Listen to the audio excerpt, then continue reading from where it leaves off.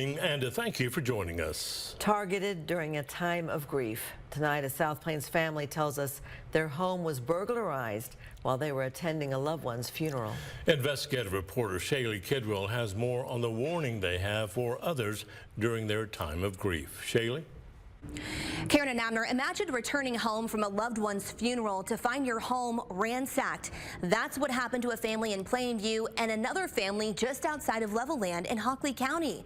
The families tell us not only did the thieves steal their belongings, but they robbed them of their time to grieve. Mike Melcher was full of ideas, and he knew how to fundraise to make them happen.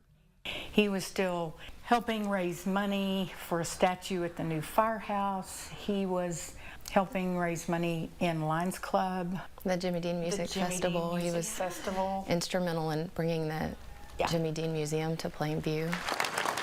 His perseverance is just one of the qualities his wife, Deb Melcher, admired. So, never quit. Casey Bond says her father led by example. He always had ideas. He outworked everybody. He was the first one there and the last one to leave. And he just taught us, incredible work ethic. And one of the last things he said was just always do the right thing.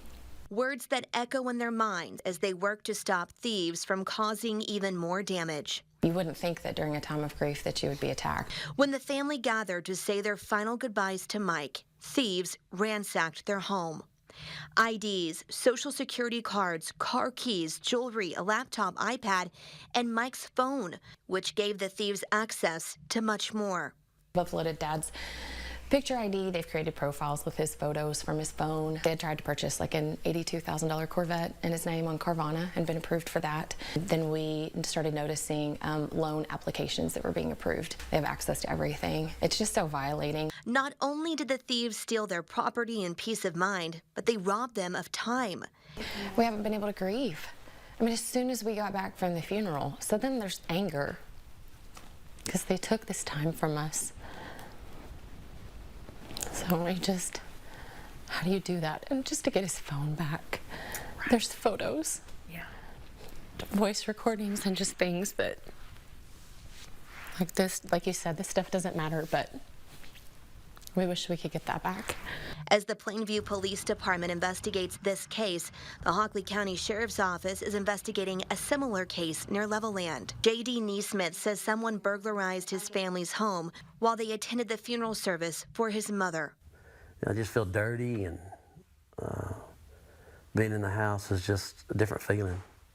The thieves took more than $11,000 worth of jewelry and guns, including his great-grandfather's. It's over 100 years old, and, that one really means something. Neesmith says his valuables are gone, and so is his sense of security. The anxiety you feel about being in your home, and, they just don't care. The Melchers find it hard to believe anyone they know would do this, so they think strangers scoured obituaries online and stumbled upon Mike's. My dad was such a giver. God. And to see this taken, and he would be so stressed out right now because he worked so hard to make sure everything was taken care of for her. Casey says she wants to create a group called Grief Guardians made up of volunteers who will stay at a family's home as they bury their loved one. In the meantime, they want to warn others to take extra precautions to protect their property on their hardest day. Law enforcement is still investigating. They are unaware of any other families targeted during funeral services. We'll let you know if they make any arrests. Karen and Abner.